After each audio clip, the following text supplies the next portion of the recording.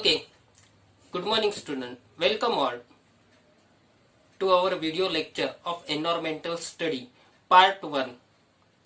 Today we are going to start science chapter number 21, busy at work, our internal organ. विद्यार्थी मित्रांनो, 21वा पाठ हा विज्ञानाचा आहे.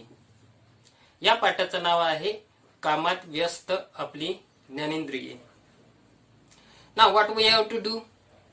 We have to carry out one activity. But before that, there are internal organs that are present in our body. They carried out different bodily function smoothly for the smooth functioning of the body. And they unknowingly they carried out the process continuously without our knowing, and that's why the body goes on smoothly working. If one of these organ fails to work, it creates complication. Respiration, digestion, these are the processes that takes place inside our bodies, and that's why our body works smoothly. Now what we have to do? We have to take a large sheet of a thick paper about the height of a child in a class, and after that we have to put it on the wall, and after that, as shown in the textbook, we have to draw the outline over that thick paper. And now we have to call another student to point out the right places of the following organs within that organ. Which organ? Brain, lungs, heart and stomach. विद्यार्थी मित्रांनो, वर्गातील साधारण उंचीच्या एका विद्यार्थ्याला काय करायचं, बोलवायचं आहे लांब व तो नंतर मग काय करायचं, एक लांब जाड कागद घ्यायचा आहे आणि हा कागद भिंतीवर काय करायचा आहे, पक्का चिटकवायचा आहे. त्यापुढे एका मुलाला उभं करायचं आणि दुसऱ्या मुलाला त्या शरीराच्या ज्या काही आउटलाईन आहे त्या कागदावर काढायच्या. नंतर मग काय करायचं, एका विद्यार्थ्याला शरीराच्या ज्या काही आउटलाईन काढलेल्या आहेत त्यामधले जे काही इंटरनल ऑर्गन्स आहेत ते दर्शविण्यासाठी सांगायचं आहे. मग कोणकोणती ऑर्गन्स? मेंदू, फुफ्फुस, हृदय व जठर. आलं लक्षात? कळालं? What body needs the sensation do we get becomes aware even though we are reading the books. बरेचदा काय होते, तुम्ही पुस्तक वाचत असतानाही तुमच्या शरीरात सुरू असणाऱ्या कोणकोणत्या क्रिया आपल्याला जाणीव होतात ते आपल्याला काय करायचं आहे, स्टडी करायचं आहे. Now the processes like respiration, digestion goes inside the body continuously with the help of the certain organs, with the help of certain relating organs. They carried out particular function, and that's why that process goes on continuously inside our body. Now we have to study that process. आपल्या शरीरामध्ये श्वसन, पचन अशा अनेक क्रिया ठराविक ऑर्गन्सच्या मार्फत काय होतात, सतत चालू असतात. या काही क्रिया पर्टिक्युलर ऑर्गन्स घडून आणतात. That now we have to study regarding the respiration. What is respiration? मराठीमध्ये काय म्हणतो आपण? श्वसन. We need air, water, food to live.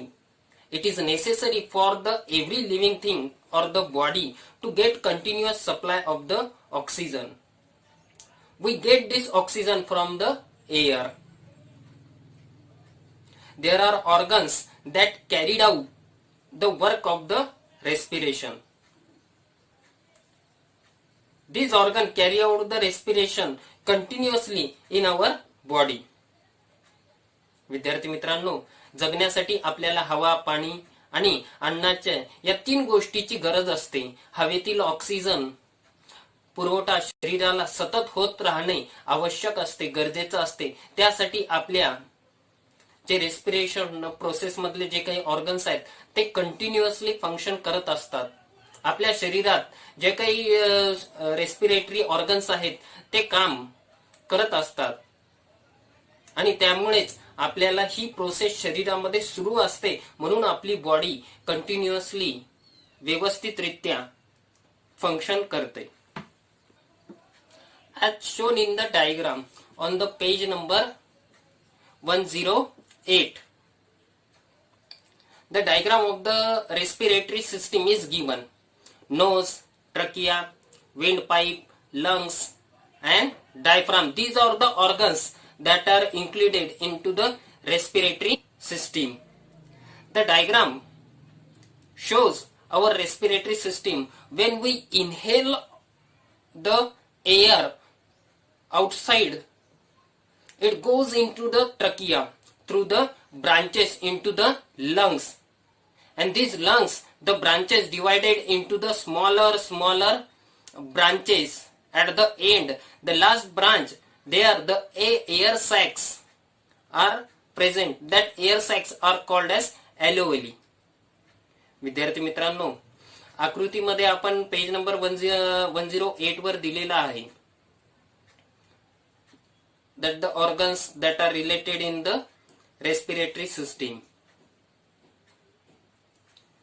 श्वास घेत असताना नाका वाटे घेतलेली हवा श्वास नलिकेमध्ये जाते आणि त्यानंतर श्वास नलिकेच्या 2 शाखा मार्फत हवा फुफ्सामध्ये एंटर होते. फुफ्सात या दोन्ही शाखापासनं जे काही हवा आलेली आहे ती अनेक शाखामध्ये काय होतात, जातात. प्रत्येक शाखेच्या टोकाशी हवेच्या पिशव्या असतात. त्या पिशव्यांना वायुकोश असं म्हणतात. आलं लक्षात? Between that thoracic cavity and the abdominal cavity there is an organ like the flexible sheet, and that is called as diaphragm. विद्यार्थी मित्रांनो, now the diaphragm and its movement, we have to study regarding the diaphragm and its movement. When the diaphragm moves downward, we breathe in.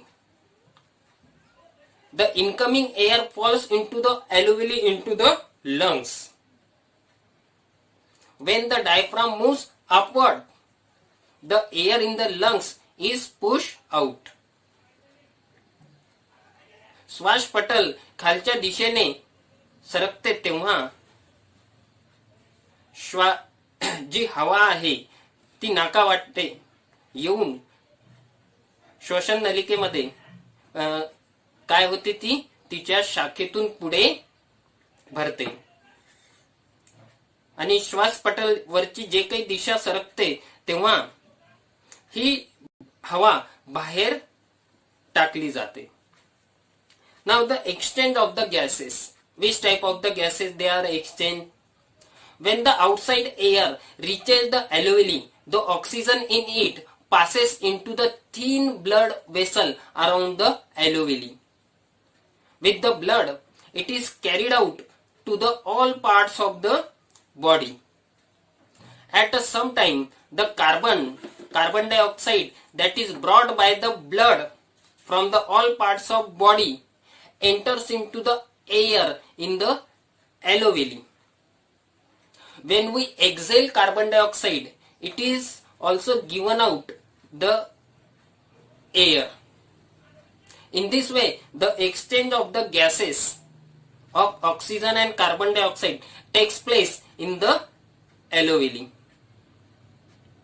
वायुकोशामध्ये बाहेरील हवा पोहोचली की ती हवेतील oxygen वायुकोशाच्या काय होते असलेल्या बारीक बारीक रक्तवाहिन्यातून जाते आणि रक्तातून शरीराच्या सर्व भागेमध्ये वाहून ती सर्व ऑर्गन्स पर्यंत ती पुरविले जाते. त्याच वेळी शरीराचे सर्व भागातून जे काही आलेल्या जे काही एअर आहे ती किंवा आलेलं कार्बन डायऑक्साईड हे काय होते, नंतर शरीराच्या बाहेर कार्बन डायऑक्साईड सोडलं जातो. आलं लक्षात? नाव the dust smoke particle may be present in the area of the atmosphere. They may be even causes the diseases producing microorganisms. They are harmful for the body. The inner lining of the respiratory organ has the fine hair-like structure that are called as cilia. On this inner lining, there is also a layer. The sticky substance is called as mucus. The dust and the smoke particles stick to this substance, and that is harmful substance in the air cannot reach into our lungs. शरीराबाहेरील हवा, धूळ, हवेतील जे काही धूळ आहे किंवा धुराचे जे काही कण आहेत ते हवेतील, तसेच रोगाला कारणीभूत असणारे ठरविणारे जे काही रोग जंतू जे हवेत असतात ते शरीरामध्ये आपल्याला घातक असतात किंवा त्रास निर्माण करू शकतात. आतील जे काही बारीक केसासारखे लांब जे काही कंटेंट असतात ते काय करतात, आपल्या स्तरावर ज्या काही फिल्ट्रेशन प्रोसेस प्रमाणेच ते करतात आणि काय होतात, ते फिल्टर होऊन हे नको असणारे घटक फुफ्सापर्यंत पोहोचतात का नाही. आलं लक्षात? कळालं? Now we have to study regarding the ill effects of the smoking. धूम्रपानाचे परिणाम. Now, tobacco and its related all substance, they are intoxicating substance. They are harmful for our health.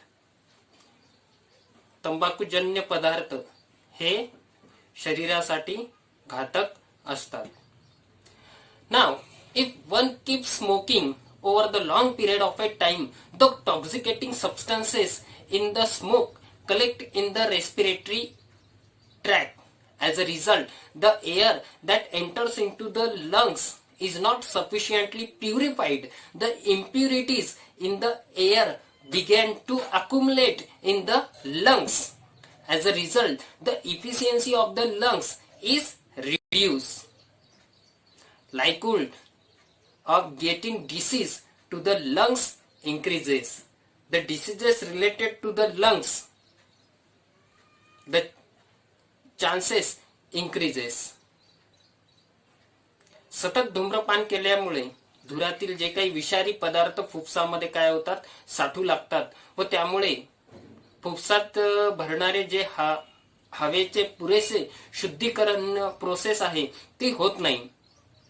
परिणामी हवेतील अशुद्ध जे फुफ्सात पोहोचू शकतात आणि त्यामुळे फुफ्सामध्ये ज्या फुफ्साची जी काही कार्यक्षमता आहे, कॅपॅसिटी आहे, ती काय होते, कमी होऊ शकते आणि परिणामी फुफ्सांचे विविध आजार होण्याची शक्यता सुद्धा वाढते. The chances of the diseases related to the lungs increases. The solid particles in the tobacco, the smoke from the cigarette or the bidis form a sticky layer inside the alveoli. This reduces the amount of the oxygen supplied to the body. And in addition to that, some of the toxic substance in the tobacco also enter into the alveoli. These are the ill effects lead to the disease of the respiratory organ, including the life-threatening diseases like the lung cancer. Cigarette किंवा बिडी मधील तंबाखूजन्य जे काही तंबाखूचा जो काही धूर असतो त्याचे कण काय होतात, चिकटतात, त्याचा एक थर निर्माण होतो आणि आतील बाजूमध्ये काय होते ते जमा होऊ लागतात. त्यामुळे शरीराला ऑक्सिजनचा पुरवठा व्यवस्थितरित्या होतो का नाही, ऑक्सिजनचा पुरवठा कमी प्रमाणामध्ये होतो आणि अशा दुष्परिणामामुळे धूम्रपान करणाऱ्या जे काही रेस्पिरेटरी डिसीज आहेत ते सुद्धा होऊ शकतात काही केसेसमध्ये कर्करोग सुद्धा होण्याचे चान्सेस असतात. आलं लक्षात? These are the bad habits. हे काय वाईट सवयी आहेत. तंबाखूजन्य पदार्थ हे शरीराकरिता अपायकारक असतात. आलं लक्षात? कळालं? नाव passive smoking. What is passive smoking? If there is a people around us who smoke, then we may have to face the consequences of the smoking even if we don't smoke ourselves. That is why there is now ban on the smoking in the public places. अप्रत्यक्ष धूम्रपान. आपल्या आसपास धूम्रपान करणारे अनेक लोक असतात. सतत आपल्या अवतीभोवती धूम्रपान करणारे लोक सतत असल्यास स्वतः धूम्रपान न करताही आपल्याला त्याचा दुष्परिणाम भोगावा लागतो.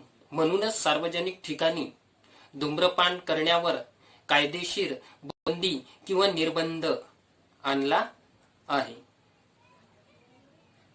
आपण बस स्टँडवर वगैरे बरेच पब्लिक प्लेसेस किंवा बऱ्याच ठिकाणी आपण नो स्मोकिंगचे बोर्ड वगैरे आपण पाहतो. That is the part of this कायदेशीर निर्बंध किंवा बंदी. नाव gland. What is gland? The organ secrete the certain types of the substance. ग्रंथी विशिष्ट द्रव्य संबंधित असणारी ग्लॅंड.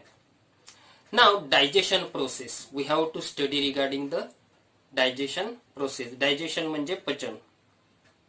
Now we have to learn something about the alimentary canal, digestive organs and their function. First of all, the alimentary canal.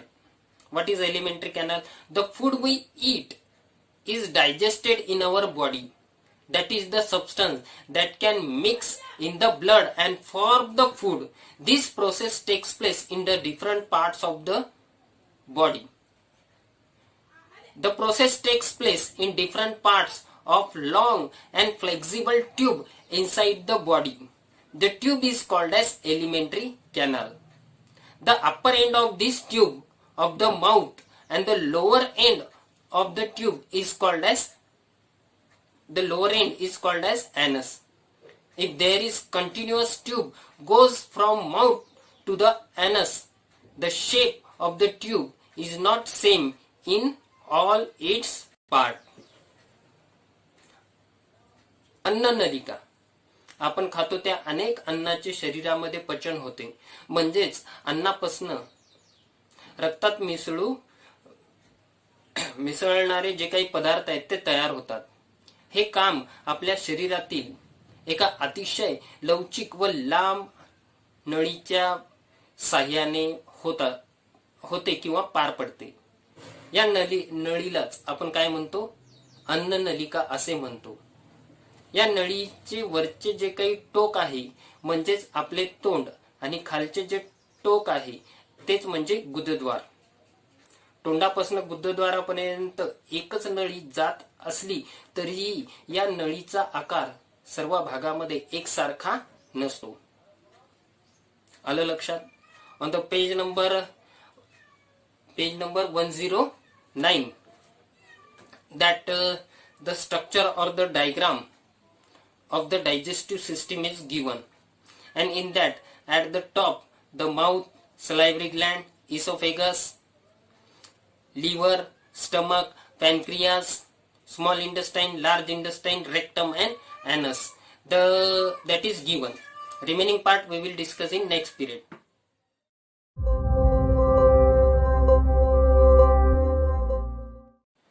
Good morning student. Welcome all to our video lecture of environmental study. This is the part 2 of 21 chapter. Now today we have to study regarding the digestive organs. Pachandriya. Now digestive organs. The process of the digestion begins as soon as food is taken into the mouth. अन्न तोंडामध्ये घेतल्याबरोबरच पचनाची जे काही क्रिया आहे ती सुरुवात होते. The teeth, tongue, saliva all help to convert the food into the soft moist ball that are called as bolus, which is easy to swallow. The bolus passes into the esophagus into the stomach.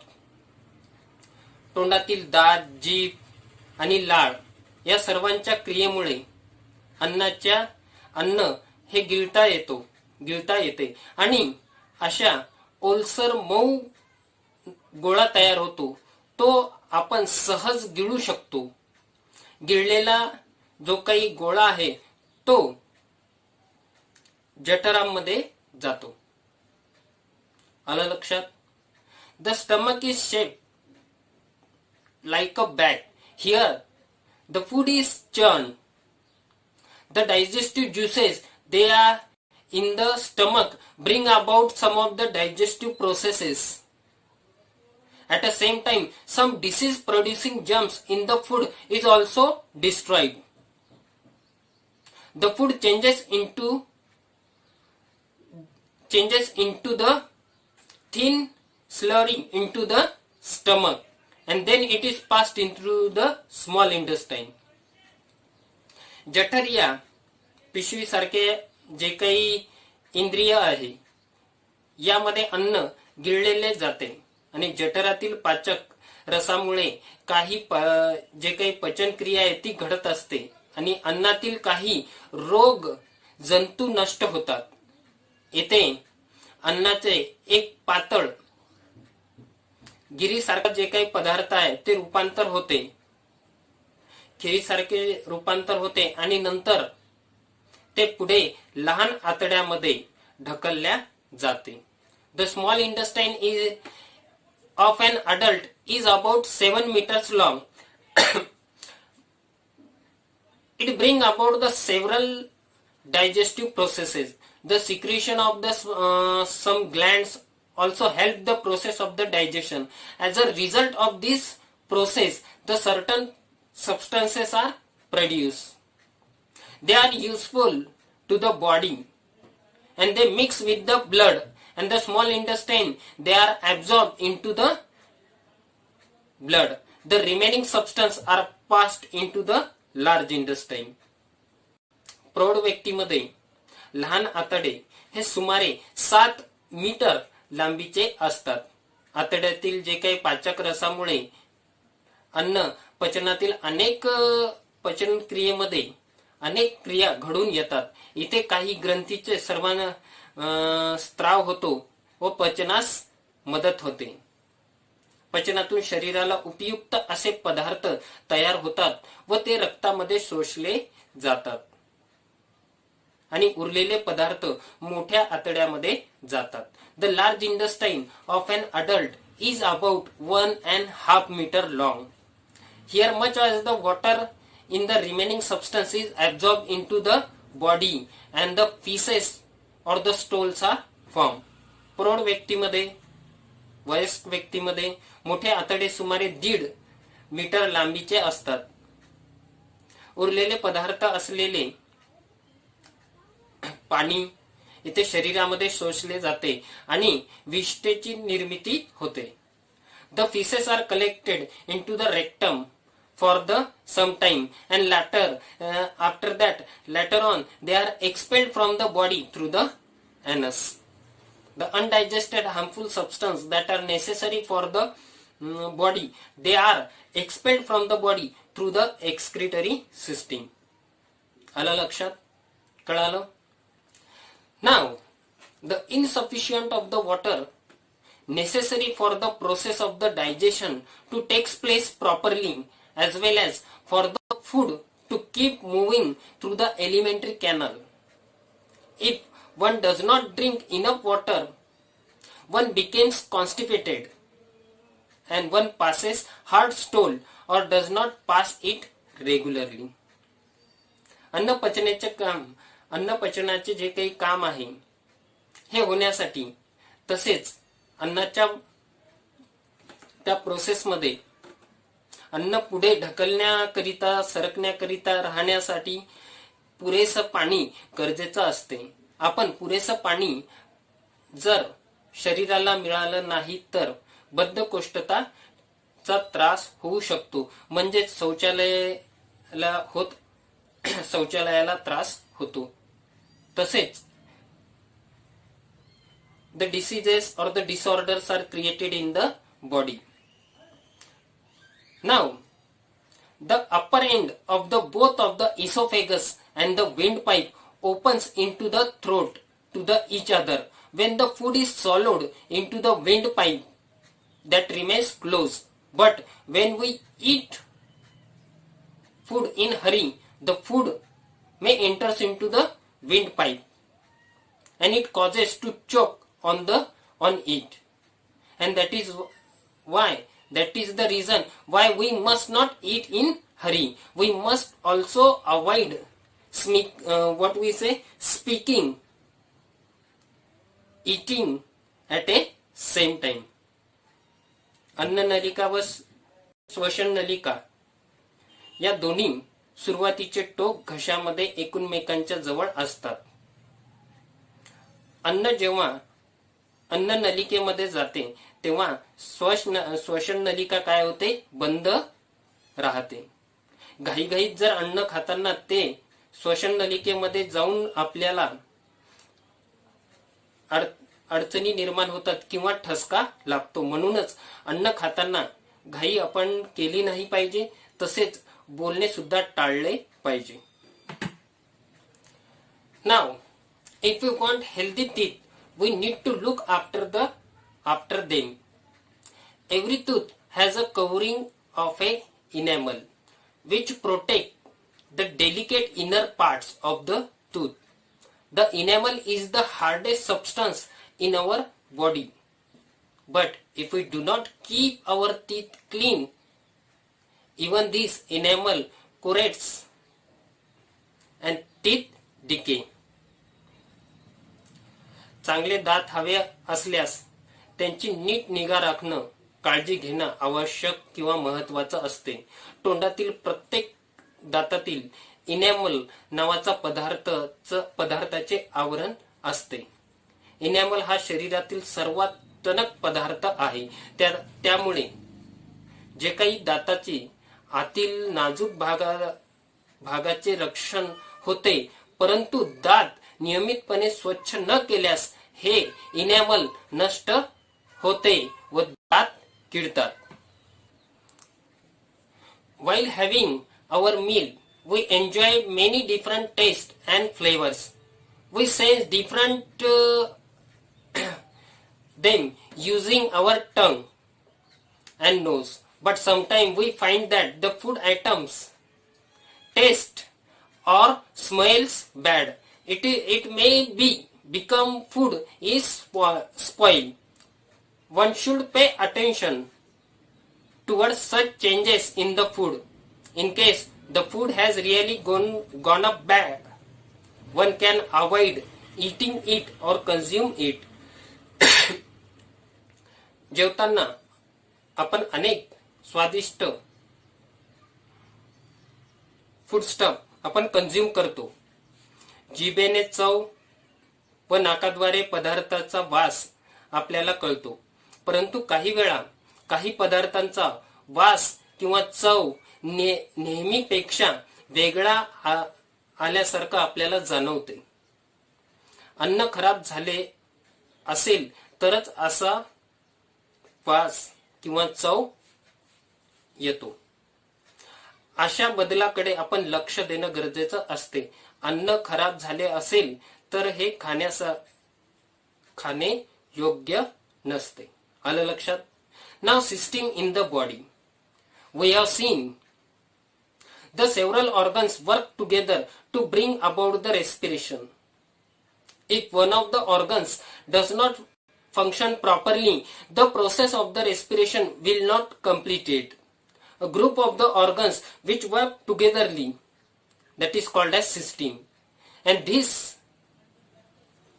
the nose, trachea, lungs and the diaphragm together make up the respiratory system.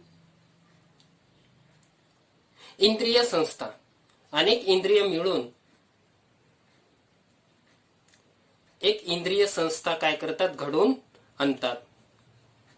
यापैकी कुठलीही एक जर इंद्रिय नीट काम करत नसेल तर त्याचा पूर्ण संस्थेवर परिणाम होतो. एकत्रित पूर्ण करणाऱ्या इंद्रियाचा अशा गटाला इंद्रिय संस्था असं म्हणतात. म्हणून नाक, श्वसन नलिका, फुफ्फुस यांना एकत्रित श्वसन संस्था असं म्हणतात. आलं लक्षात? कळालं? Now we have to study regarding the energy for the food. शरीराला ऊर्जा. As a result of the respiration, the oxygen enters into the blood in the body. The spread of the all parts of the body. The substance formed in the process of the digestion, they are mixed into the blood and reaches the all parts of the body. श्वसन क्रियेमुळे oxygen वायू शरीरात रक्तात येतो आणि शरीराच्या सर्व भागामध्ये पसरतो. पचनातून तयार झालेले पदार्थ रक्तात मिसळतात व रक्ताद्वारे ते सर्वीकडे काय केले, पसरले जातात. आलं लक्षात? हवेतील ऑक्सिजन रक्ताबरोबर शरीराच्या सर्व भागांमध्ये पोहोचते. तिथे पदार्थ ऑक्सिजनच्या मदतीने मंद ज्वलन होते आणि शरीरात ऊर्जा मिळते. हीच ऊर्जा शरीराला सर्व काम करण्याकरिता उपयुक्त असते. Now the circulation of the blood. रक्ताभिसरण. The blood carries the oxygen obtain from the air and the energy giving substances in the food. They are supplied to the all parts of the body. We know that the heart works continuously and there is a contract and relax of this purpose. The network that consists the tubes or the vessel that are carried the blood away from the heart and those bring blood back to the heart spread throughout the body.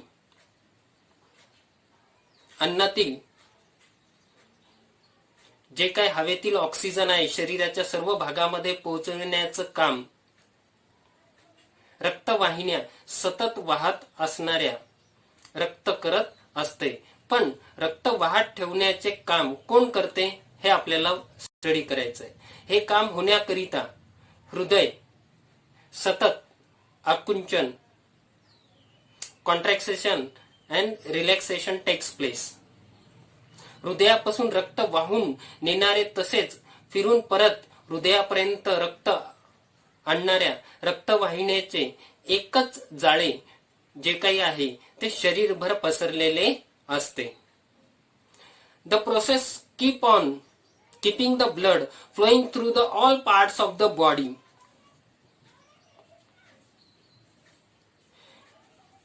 The process of keeping blood flowing through the all parts of the body is called as blood circulation. शरीरात रक्त सतत फिरत ठेवण्याच्या क्रियेला रक्ताभिसरण असे म्हणतात. आलं लक्षात? कळालं? Now we have to study regarding the nervous system. The function of the respiratory, circulatory and digestive system are vital for the body. They have to be carried out continuously. There are some tasks that we carried out only when we like, for example, speaking, running, studying, playing, etc. We have to learn that the coordination means paying attention to the all different parts, different functions, ensuring that all occurs at the right time and the right manner. Maintaining this coordination is the function of the brain. There is a network that connects the brain with all different parts of the body.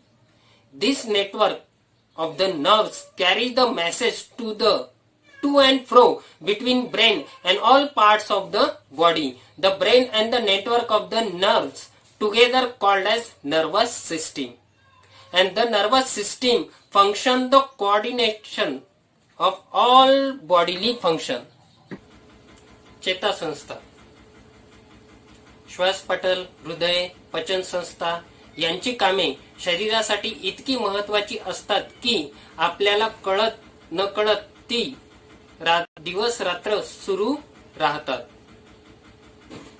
काही कामे आपण आपल्या इच्छेप्रमाणे हवी तेव्हा करतो. उदाहरणार्थ बोलणे, धावणे, अभ्यास करणे. या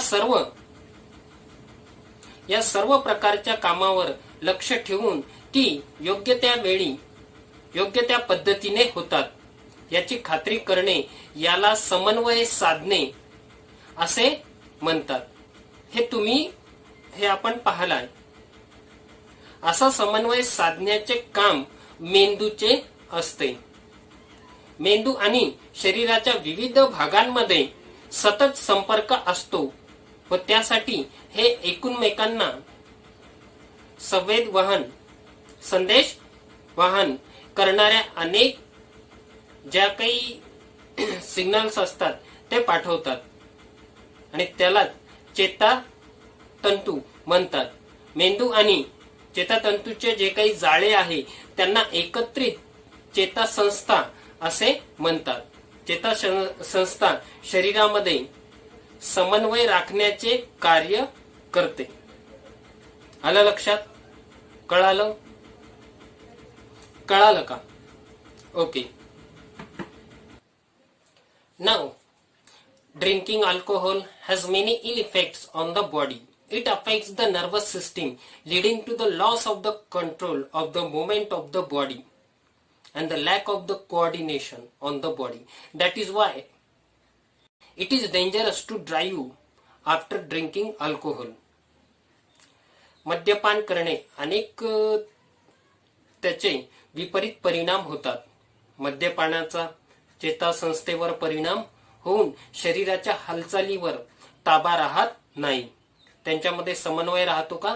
नाही. म्हणून मद्यपान करून वाहने चालवणं धोक्याचं ठरते. If one keeps drinking alcohol for the longer period of the time, it causes ulcers on the inner linings of the digestive organ. It also seriously affects on the function of the liver and kidney.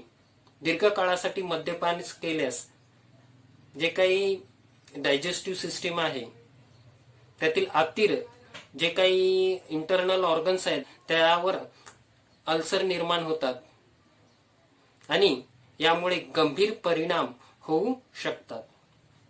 Other system in the body. We have learned different about the respiratory system, digestive system, circulatory system and the system that coordination of the function of all system, that is the nervous system. Besides that, there are several other systems in the body. For example, skeletal system gives the support and shape to the body that protect the internal organs of the body. The system expel the waste substances from the body. The working, that is the excretory system. The working of all system is extremely complex process, but it is important to have information about them. शरीरातील इतर काही संस्था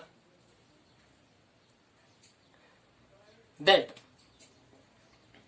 there is a coordination between all the bodily function, all the systems, and that's why our body smooth work. So student, we have finished our 21 chapter. इथे आपला हा पाठ संपला आहे. Now you have to solve the exercise of this chapter. As it is science chapter, we have studied it in English language. That's why you have to solve the exercise in English language. Okay, thank you.